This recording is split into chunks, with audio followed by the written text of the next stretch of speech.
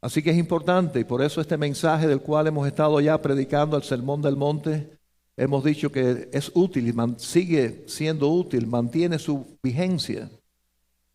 No solamente porque es palabra de Dios, es palabra de Cristo, es real, es algo necesario.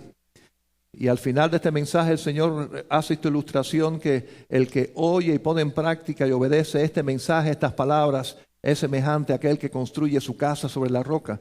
Quien la escucha pero no lo pone en práctica es semejante a que pone su casa, su vida sobre la arena. Cuando vengan las pruebas grandes va a ser su ruina.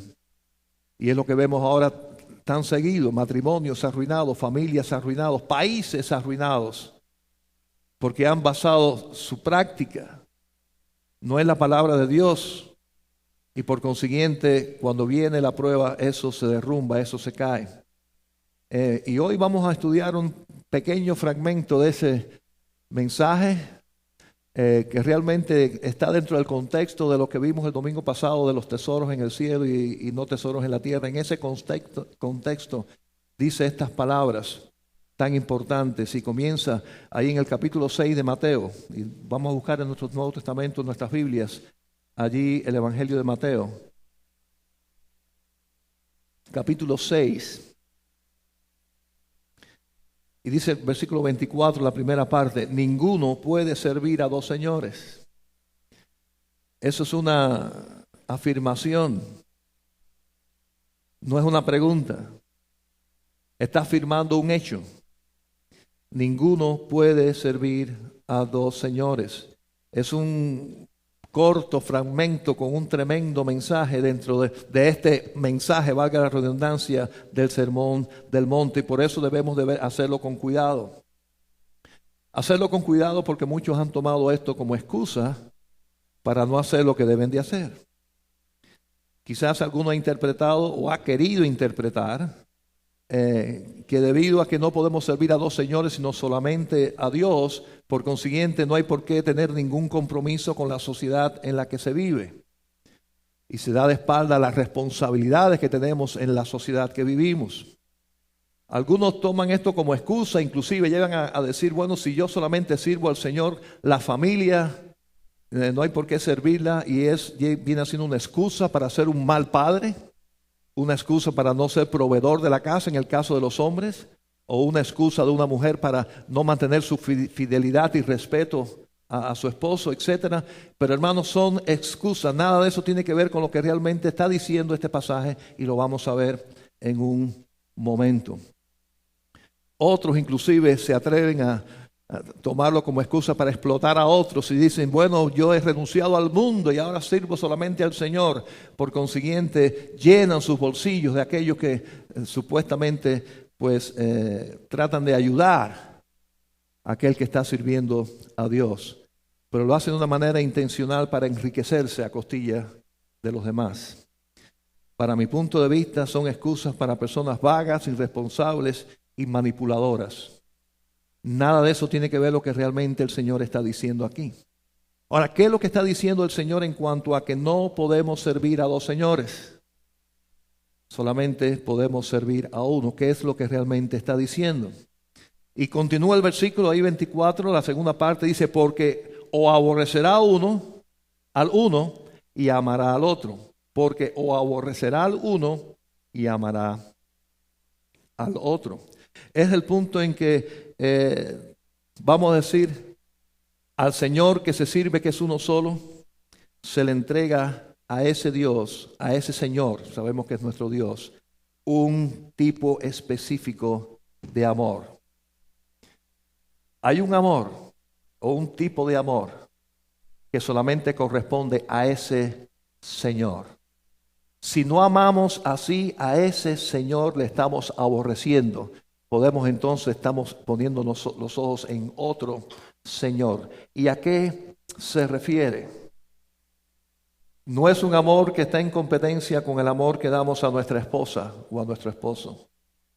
No está en competencia con nuestra familia o con nuestros hijos. No es el amor que podamos tener a nuestra profesión, a nuestro trabajo creador o a la patria en la cual vivimos.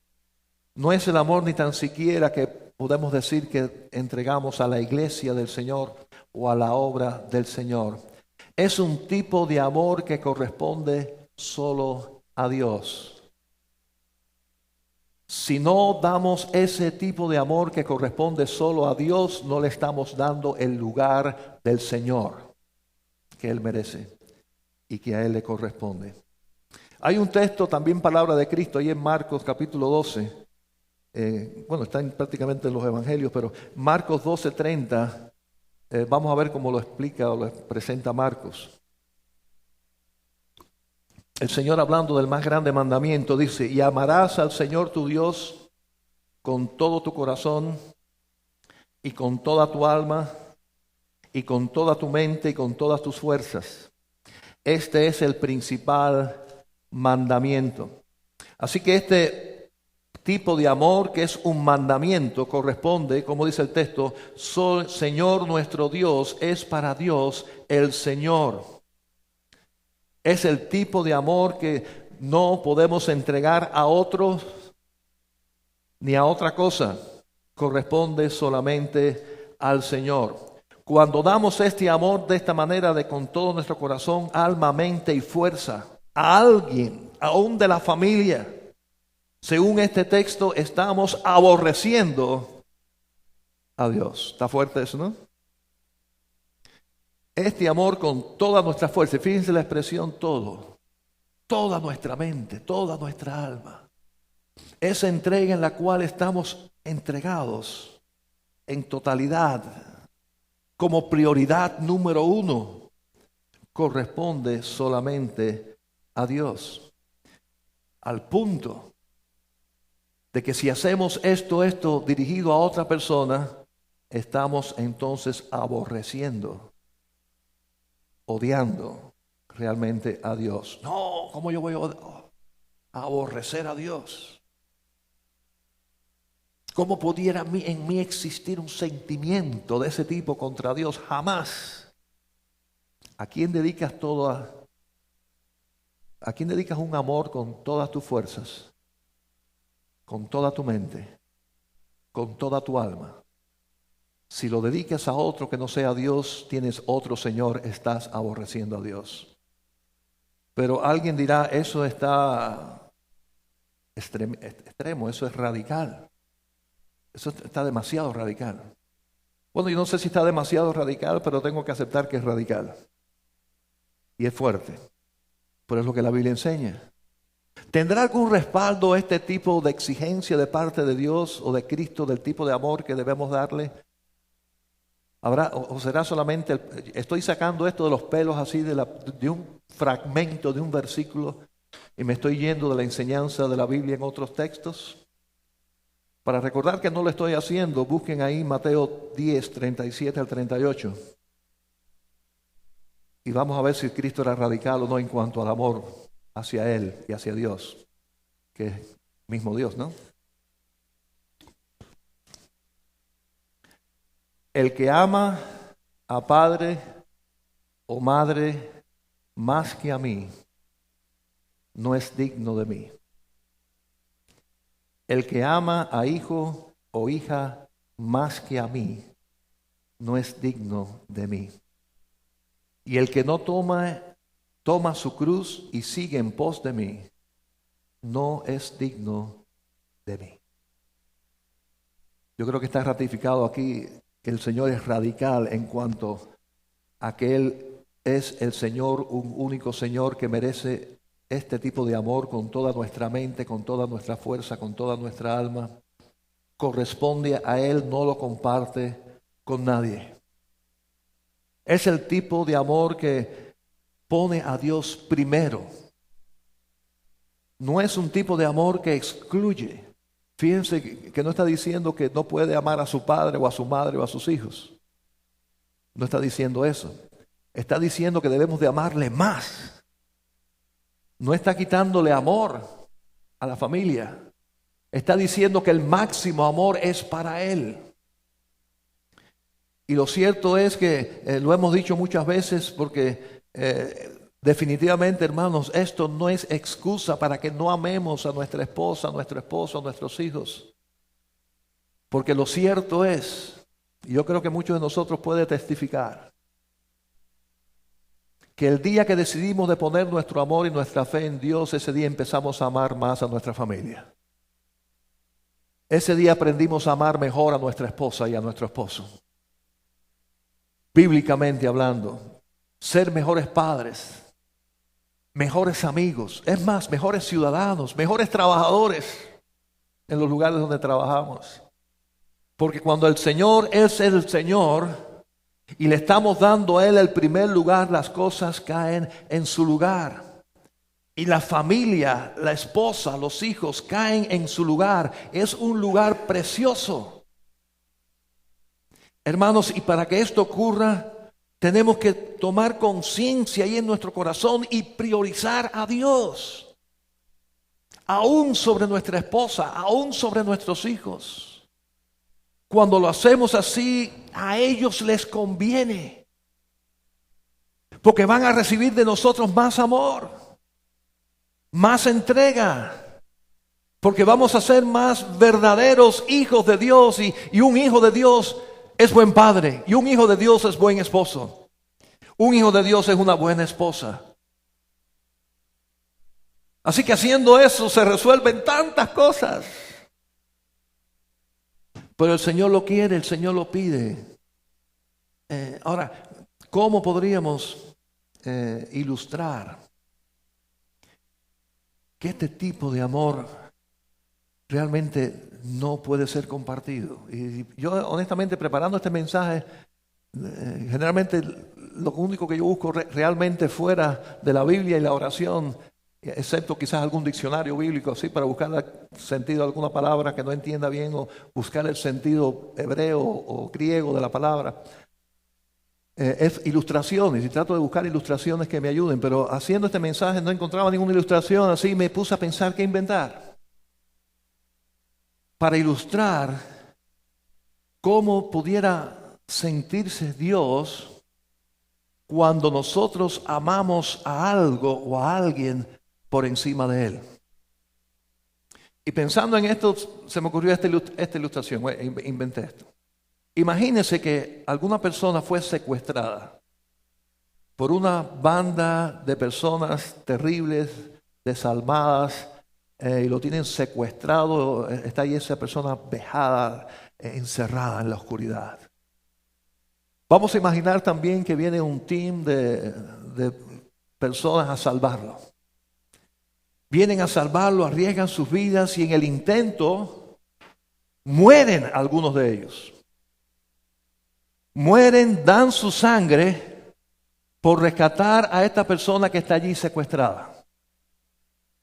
Ahora bien, después que está libre, fue la pregunta que yo me estaba haciendo. ¿Cómo se sentiría el resto del equipo que vio morir a sus amigos, a sus compañeros, si después sabe y se entera que esa persona está comiendo, divirtiéndose, pasándola bien, tomándose su cervecita y viendo un juego de fútbol con sus secuestradores? ¿Cómo se sentirían? ¿Cómo se sentirían que alguien hizo un sacrificio hasta su vida por salvarlo de aquella situación y ahora resulta que son sus amigos, son sus compinches? Yo diría que se sentiría tan mal que dan ganas de decirlo para que lo hubiéramos rescatado, que se hubiera quedado ahí con ellos. Yo digo que este es un ejemplo muy pequeño de cómo se siente Dios después que entregó a su único hijo a venir a este mundo miserable, a libertarnos de la esclavitud del pecado y de las cosas materiales que nos tenían enjaulados. Nos libera. Y ahora nosotros en premio a Dios amamos más las cosas de este mundo que al Dios que nos salvó. ¿Tiene sentido eso? ¿Cómo puede sentirse Dios? Hermanos, si existimos, si respiramos, si tenemos vida, si tenemos alguna esperanza en la vida eterna, es por el sacrificio de Cristo en la cruz del Calvario. Él lo hizo todo en la cruz del Calvario. La salvación es un regalo, es por gracia. Por consiguiente, no solamente es hacer lo que Dios nos pide, es ser lo mínimo de agradecidos de poner a Dios en primer lugar. Porque lo ha hecho todo y lo sigue haciendo todo por nosotros. Con razón, dice el texto, o lo amas o lo aborreces. O lo amas con este amor de que sea Él lo primero, o en realidad lo estás aborreciendo. No estás ni tan siquiera entendiendo lo que Él debe significar para tu vida o para nuestra vida. Pero no solamente amor, habla de la estima. Y fíjense cómo dice después la tercera parte, y hemos dividido el versículo en 4. O estimará al uno y menospreciará al otro. Así que es la actitud. Si el Señor no es el Señor, lo estamos menospreciando. Quiere decir, despreciando, no teniéndolo en cuenta, no dándole valor. Y alguien dirá, jamás yo haré eso. ¿A Dios desestimarlo? Bueno, dice que si a este Señor, si no le damos la estima que merece, realmente lo estamos menospreciando, lo estamos echando a un lado. Ahora, ¿en qué sentido podremos aplicar la palabra estimar a Dios? Para mí la estima, bueno, no solamente es apreciarlo algo, sino hacerlo algo por esa persona. Y de verdad, lo que ha pasado hoy aquí que me tomó de sorpresa 100%, es que siento que algunos hermanos de la iglesia estiman al pastor y hacen una acción. Quiere decir que estamos hablando de cosas prácticas, tangibles, que demuestran, tú tienes estima para mí, por eso te aprecio y por eso hago esto por ti. Así que mirándolo en ese sentido y con relación a Dios, ¿qué podré hacer yo en mi vida diaria que realmente le diga a Dios, yo te estimo? Bueno, hay muchas cosas que podemos hacer directamente con Él, yo lo creo, cuando le damos su espacio en nuestra vida.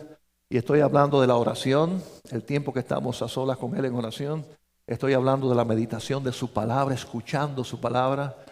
Pero a mí me parece que la forma, que sí debiera haber una forma práctica en la cual podamos decirle a Dios, yo te estimo. Y que sea algo tangible, algo cercano, porque Dios es espíritu, no lo podemos tocar, no lo podemos abrazar, ¿verdad? Pero hay algo que sí. Y vamos a volver al texto que vimos ahorita de Marcos, donde el Señor hablaba del gran mandamiento de amar a Dios. ¿Cómo sigue ese texto? Marcos 12. Vimos el 30, que debimos de amar a Dios, ¿verdad? Con toda la mente, el corazón, todo el alma. Pero dice el versículo 31, y el segundo mandamiento es semejante. Amarás a tu prójimo como a ti mismo. No hay otro mandamiento mayor que estos.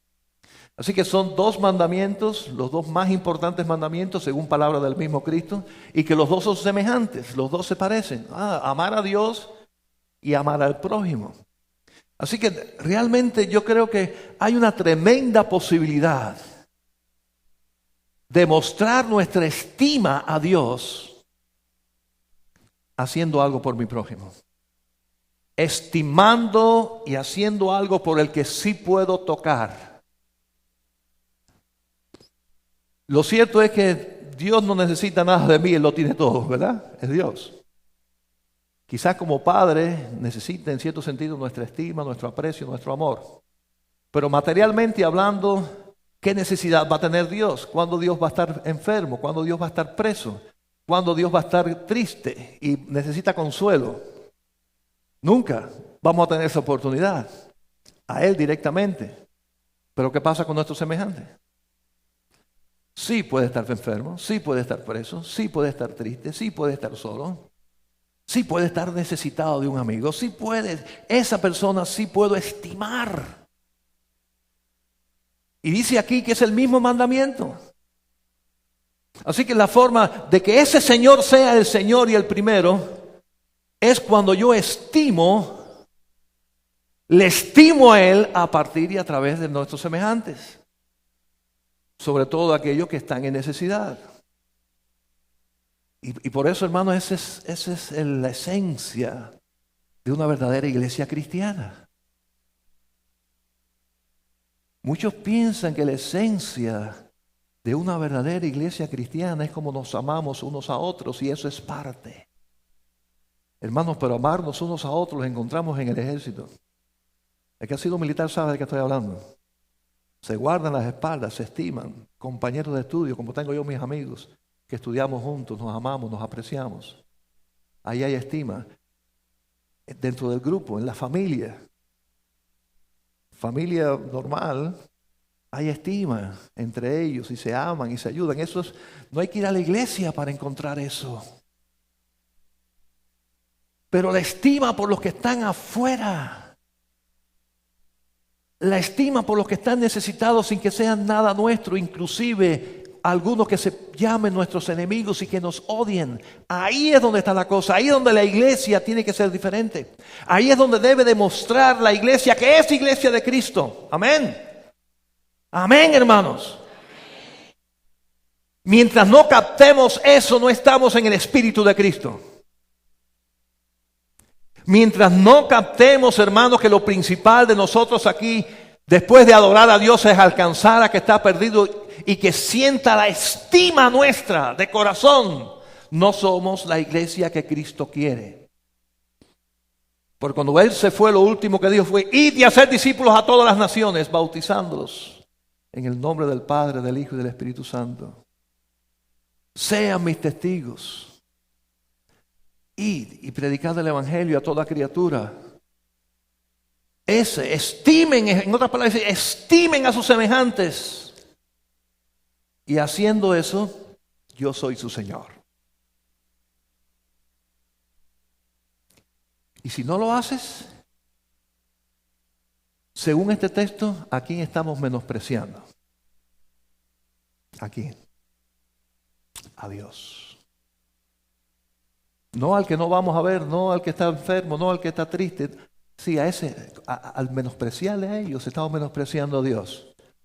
¿Habrá alguna otra palabra de Cristo que ayude en esta idea? ¿O lo estoy sacando demasiado por los pelos? ¿Qué creen ustedes? ¿Qué dice Mateo 25? Palabra de Cristo hablando de los últimos tiempos, cuando el Señor venga en su segunda venida. Mateo 25, un poquito más largo el texto. Vamos a leer del 41 al 46.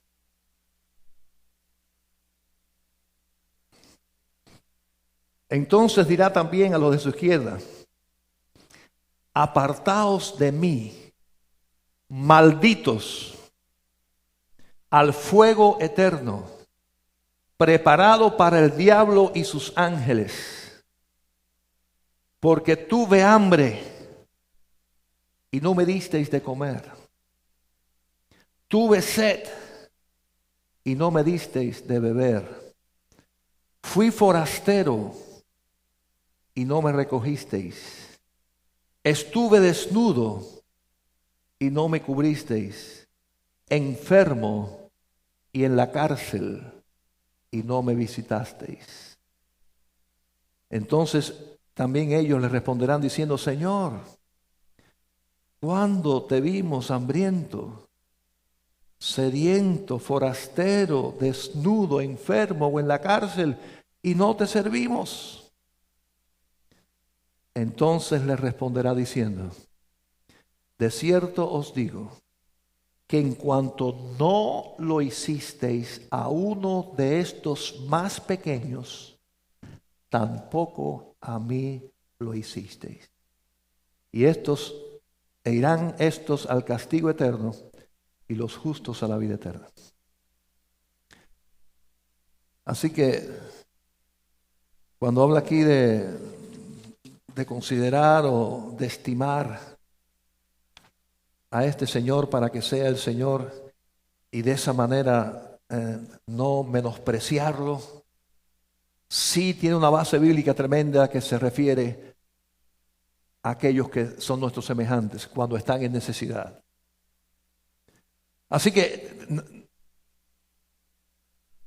tenemos que reconocer tristemente en nuestras vidas, y levanto la mano yo ahí también, ¿Cuántas veces hemos menospreciado al Señor? Porque no hemos estimado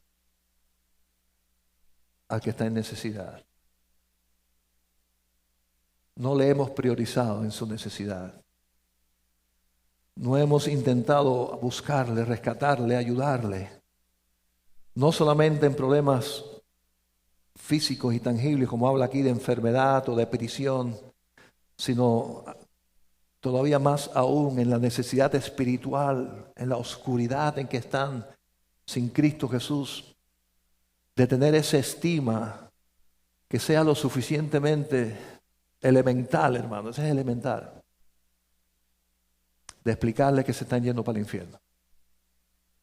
Y yo me pregunto, y el otro día estaba oyendo una entrevista a un ateo sobre el punto de que los que hablan de Dios, etc. Y este ateo decía, yo no creo en nada de eso, pero yo la verdad que aprecio que el que crea que yo me voy para el infierno, por lo menos que me lo diga. Eso es sincero. Dice, a mí no me molesta que me prediquen porque yo entiendo que esa persona cree, y yo no lo creo, pero él cree que yo me voy para el infierno. Y si yo me estoy yendo para el infierno, lo más lógico es que alguien me diga, oye, te estás yendo para el infierno. Me alerte, me lo diga, me diga algo.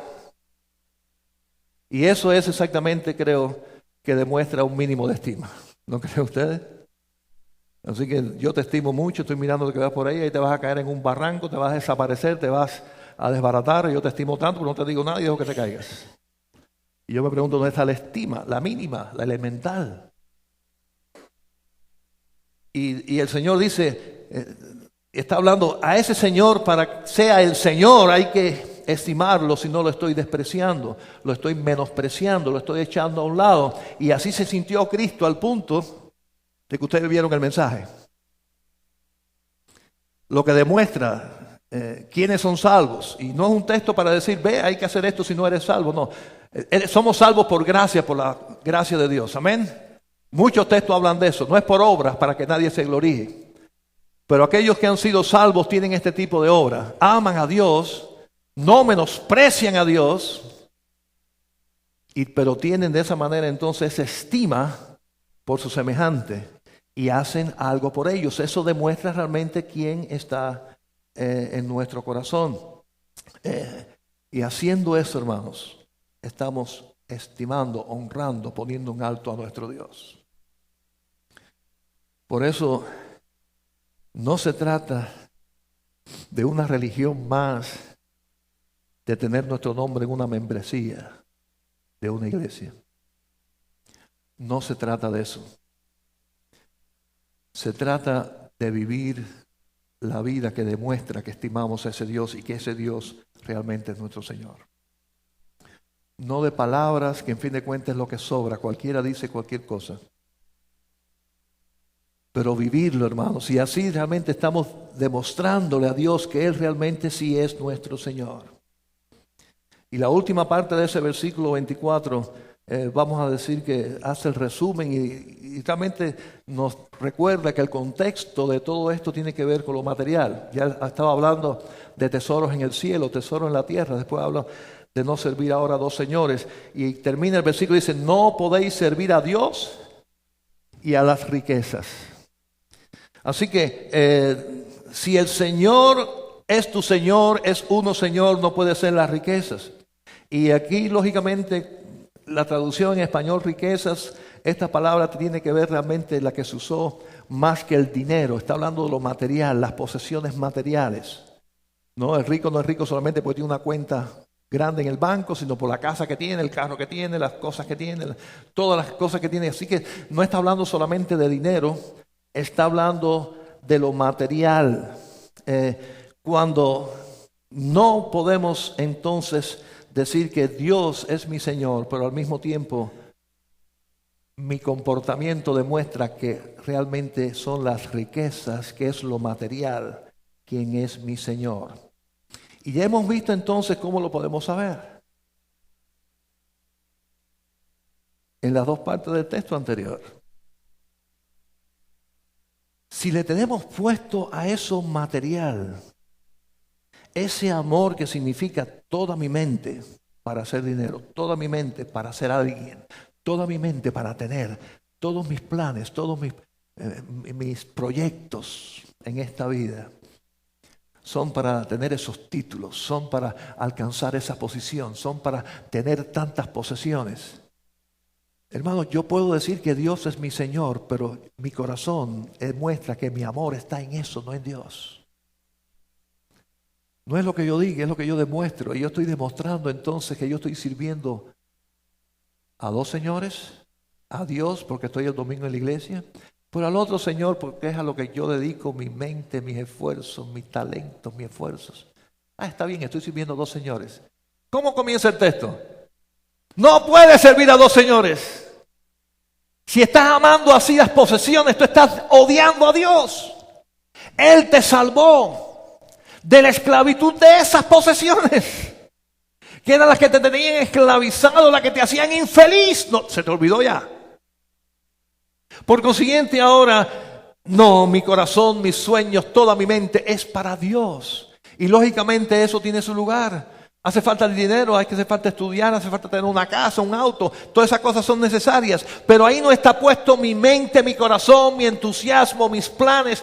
Ahí está puesto Dios, porque Él es el Señor. No puedo servir a dos. Tengo que escoger. Y se escoge amando a ese Dios. Se escoge estimando a mis semejantes para la gloria de Dios. Amando a Dios, poniéndole en primer lugar en mis sueños, mis talentos, mis esfuerzos. Estimando y ayudando al pobre, al necesitado, al huérfano, al forastero. Ahora los políticos que esto. A los forasteros. Cuando hacemos eso, estoy diciendo realmente, Dios es mi Señor. No lo material, no las cosas de este mundo. Y eso así se demuestra con esas acciones. No solamente para Dios, que está mirando que realmente le he puesto en su lugar, que le estoy amando como Él merece, que estoy estimando a sus hijos, por consiguiente lo estoy haciendo a Él, sino que ese es el mensaje de la iglesia a un mundo que está perdido. A un mundo que necesita este mensaje de salvación. Vamos a ver un texto ahora del Nuevo Testamento ahí en Primera de Timoteo.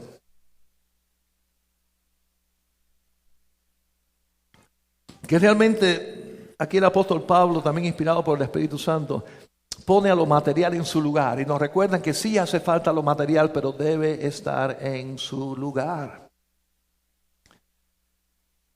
1 Timoteo 6, 8 al 10. Así que, teniendo sustento y abrigo, estemos contentos con esto. Así que no está diciendo que no tengamos sustento o que vivamos debajo de un puente. Lo que está diciendo es cuando tengamos ese sustento y tengamos ese abrigo para lo cual hubo que trabajar, para lo cual hubo que estudiar quizás, y esforzarse, es verdad, y dedicarle tiempo. Cuando tengamos eso, que Dios nos lo dé, estemos contentos con eso. No es mi pasión, no es mi entrega, no es mi amor, no es mi corazón. Porque los que quieren enriquecerse caen en tentación y lazo, en muchas codicias necias y dañosas que hunden a los hombres en destrucción y perdición. Claro. Porque están quitando a Dios de ser el Señor y está poniendo esas cosas como Señor de sus vidas. Y cuando el Señor no es nuestro Señor, sino que son esas cosas como Señor, entonces es un lazo que nos apresa, que nos engaña, que nos hace caer. Dice, codicias necias y dañosas dañan nuestra familia, dañan nuestras vidas. Y después el versículo 10 que es tan conocido. Porque raíz de todos los males es el amor al dinero, el cual codiciando algunos se extraviaron de la fe y fueron traspasados de muchos dolores. El mal no es el dinero, el mal es el amor al dinero. Y cuando ese amor que a quién corresponde, hermanos. ¿Se dan cuenta que estamos en el mismo tópico? Ese amor corresponde a Dios. Con todo nuestro corazón, con toda nuestra mente y al prójimo como a nosotros mismos. Ese aprecio que a veces damos a lo material y al dinero es el amor al dinero. Quita a Dios de su lugar, ponemos ahí el dinero y es la raíz de nuestros males. Problemas en los matrimonios, problemas en los hogares, problemas en la familia, problemas donde quiera. Claro, si hemos quitado al Señor de su lugar, ¿a qué hemos puesto ahí? Con razón todo anda mal, tiene que estar mal. Es el Señor a quien le corresponde eso. Si no actuamos mal. Hermanos, ¿qué pasa con un deportista cuando empieza a desobedecer a su entrenador y no va a los entrenamientos y es puesto en disciplina? ¿Qué pasa a un músico si está en una orquesta y no quiere seguir al director de la orquesta? Echa a perder toda la pieza. Lo más probable es que lo boten de la orquesta. ¿Qué pasa, hermanos, cuando un soldado, en vez de obedecer a su capitán, empieza a obedecer al enemigo? Es traidor y lo más probable es que lo metan en el pelotón de fusilamiento. ¿Qué pasa en nosotros cristianos cuando el Señor, que es uno, resulta que en su lugar hemos puesto cosas, hemos puesto otras personas, hemos puesto... Hermanos, estamos mal. Todo deja de funcionar en nuestra vida personal. Porque lo cierto es que, como dice este texto, estamos aborreciendo y menospreciando a Dios. Así de simple. Y así de fuerte. El Señor, hermanos, desde el principio fue un Dios celoso. Fíjense que lo de no tener imágenes empieza desde el Antiguo Testamento. Dios no quiere competencia. ¿Por qué? Porque solamente fue Él quien nos creó. Solamente por Él vivimos y en Él estamos y vivimos y nos mantenemos. Él no quiere competencia, Él no acepta competencia. Él es el uno o no es con nosotros. Él no acepta el dos. Con nada ni con nadie. Por consiguiente, si ese es nuestro Dios y nos conviene, hagámoslo. Pidamos a Dios con todo nuestro corazón y nuestro esfuerzo, hermanos, que nos ayude a ser los siervos que lo reconocen a Él como el único Dios. Porque déjenme decirles, eso no nace solo. Nuestra naturaleza es egoísta, como estudiábamos hoy en la escuela dominical. Nuestra naturaleza está en contra de estos principios. Por consiguiente, únicamente por la gracia de Dios y la ayuda de Dios, nos negamos a nosotros mismos y tomamos la cruz de Cristo y le seguimos cada día. Es con su ayuda. Ninguno de nosotros tiene la capacidad natural o personal para poder hacer eso. Es la humildad de decirle al Señor, necesito tu ayuda para que seas tú realmente mi Señor. Porque si hay otro, le estoy sirviendo al otro y te estoy menospreciando a ti. Si hay un amor por encima del que es para ti, tengo otro Señor y no puedo servir a dos señores. Por consiguiente, estoy sirviendo al otro y no te estoy sirviendo a ti. Ayúdame, Señor, a ponerte aún por encima de mi familia, por encima de lo que más yo quiero en esta vida, que seas tú.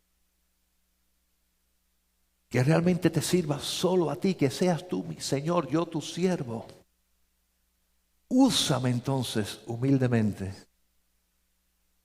Hermano, estoy por ver el primero. Que realmente de una manera radical permita que Dios, a través de la gracia de Cristo, sea su Señor y le vaya mal. Estoy por ver el primero. Aunque le cueste morir por ese Cristo, le fue bien porque el galardón es eterno en el cielo. Así que, hermano, no vamos a decir que vale la pena, que es buen negocio. Es el plan de Dios y más nos vale aceptarlo. si queremos vivir en ese espíritu de victoria. Amén. Padre Santo, Señor, te doy tantas gracias por la claridad de tu palabra. Es tan clara que únicamente la testarudez de nuestro pecado es que impida que no lo entendamos. Pero al mismo tiempo, Señor, ya que lo hemos entendido, clamamos a ti por tu ayuda para amarte con todo el corazón, con toda nuestra mente, con toda nuestra alma. Ponerte número uno en nuestro corazón. Igualmente, Señor, te suplicamos que tú nos ayudes a estimarte, estimando y ayudando al necesitado, al triste, al enfermo, al preso, al indocumentado, al que está en la calle, al que está atrapado por cualquier pecado. Ayúdanos, Señor, a tener ese amor por ellos, que es la estima que te pone a ti como Señor. La estima, la atención que hace que no te menospreciemos a ti. Cuando estimamos al semejante, no te despreciamos a ti, Señor. Ayúdanos a amarte así, a servirte así, a estimarte así. Porque, Señor, solamente teniéndote a ti como Señor, podemos vivir en una esperanza gloriosa en la eternidad contigo. Te lo pedimos en el nombre de Cristo Jesús. Amén.